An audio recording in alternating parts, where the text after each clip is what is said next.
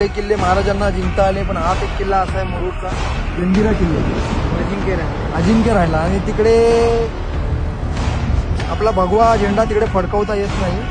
आपला national flag तिकडे फक्त फडकवायला परमिशन आहे. नमस्कार मंडळी, आज आपण आलो आहे, कुठे आलोय भाई? Murud Janjira the historical place. जो हिस्टोरिकल जे पब्लिक आउट ऑफ कंट्री मधून येतात मुरुड जंजिरा बघायला. तो बघा फ्रंटला. तर तुला काय सांगायचंय, कशी फिशिंग चालते इकडे, कसं काय पद्धत? फिशिंग तर आता तर बोंबील आणि कोलबी भरपूर चालू आहे. ओके, त्याचा काही विषय नाही. सकाळी 6 वाजता जायला लागतं, मग ती डोली सोडून यायची, मग परत 2-3 तासांनी परत भरती संपता तिथं जायला लागतं ओढायला. आणि मालचा भरपूरच आहे. आता तिथं होडी जातील, होडी चालूच आहेत. नमस्कार मंडळी, आपण आलोय, कुठे आलोय भाई? कोलीवाडा मच्छी आलेले आता बघूया आपण. एवढं मावरं आहे ते आपल्या इकडे, तरी दादाला आमच्या मावरं पाहिजे.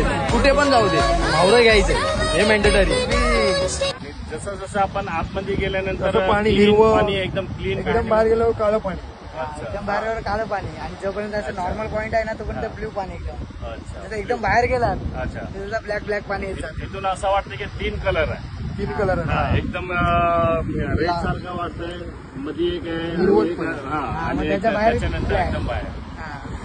त्या काय काळ्या वाटतंय? समुद्रामध्ये बाहेर एवढं काळं पाणी आहे ना, त्या काळ्या पाणी माणूस जर समुद्रामध्ये स्विमिंग करायला उतरला पोहायला, तर त्याचे तळवे आहेत ना माशांना लाईटीसारखे लाईटीसारखे म्हणजे बाजूला येतात पाहिजे मच्छी. तळ. अरे बाप, पटकन माणूस की माणसाला घेऊन जाणार एवढं समुद्राचा काळा पाण्यामध्ये डेंजर आहे. शक्यतो तिकडे उतरतात पाण्यामध्ये, पायाला काळ्या पिशव्या बांधतात आणि मग पाण्यामध्ये उतरतात. अच्छा.